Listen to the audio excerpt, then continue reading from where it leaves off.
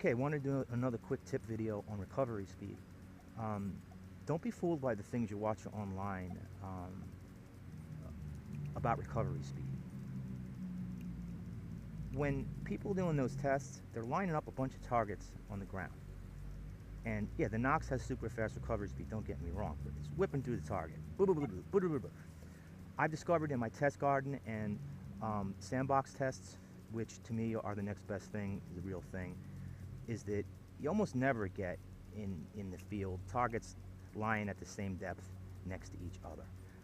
Always at varying degrees, different angles, and that kind of blows that test to go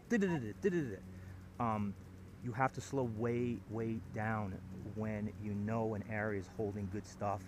So when you're at the picnic ground or you're along the walkway or any area in that park where you know a lot of people congregated, slow way down. I'm talking crawl, because my tests have shown that I'm not going to pick up, even at recovery speed 6 or 7, that silver dime laying next to whatever that could be, a bottle cap, a pull tab, a nail, unless I'm slowing way down.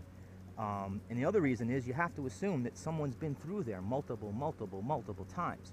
And I do believe 100%, a lot of the finds I've gotten, silver, have been because of the Nox recovery speed and slowing way down the stuff, hitting the stuff that people have missed. So hope that helps some people. Also wanted to point out that you might want to get yourself one of these Fiskars composite shovels, Fiskars, on Amazon. Also has a little depth marking scale on it, which is kind of cool. So it's plastic, it's composite, it's pretty sturdy. I like it because when I'm in the hole, I don't have to use my lash. Not going to ding the coin, not going to sound off. So very cheap too. And they also make a bigger version. It's not by Fiskars, but if you type in composite digging shovels, you'll see it. I went with my pointy one today because I assumed I was going to get some more hard ground, but not as of yet. But it works good in hard and soft ground, of course. So anyway, see you on the next target. Okay, another tip. I'll call this tip number 2. Get yourself a couple of, or in this case, I got a dozen bandanas from Amazon, which were very cheap. I use one as a marker. I'll throw it down. It's red. You can see it. So as I'm swinging along, I have it as a reference point.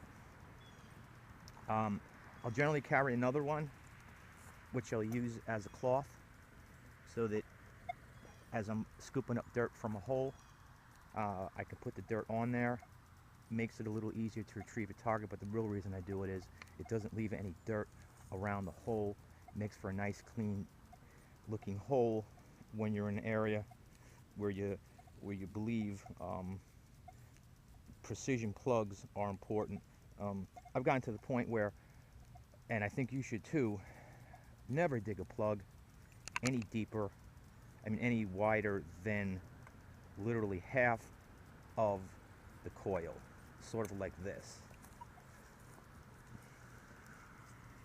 You literally should have them that tight. There's no reason really not to. Maybe a little wider, let's say like this. If it's shallow, you can definitely hit that small of a plug. But they should really never be any more bigger than this. It just looks better. People won't complain. If you dig giant holes, you'll just ruin it for the rest of us. So get yourself inept and dig in a small hole. And since the pinpoint is right there, there's really no excuse not to. So, okay, moving on. I'm bored, so I'm just passing on anything I've learned to possibly some of the newbies. First guys have been doing it a while. You can't always assume that the new people have realized some of these common tips and tricks to us now. In this case, I'm not using a marker because I'm trying to cover ground pretty quick here. I'm recovery speed 6 now. I'm not hitting anything. That's why it's been over an hour looking for some more productive ground.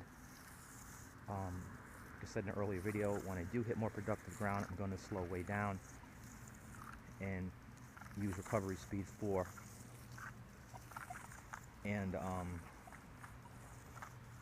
me see, anything else come to mind that help anybody? Okay, that's about it. Hope to see you on some silver, boys.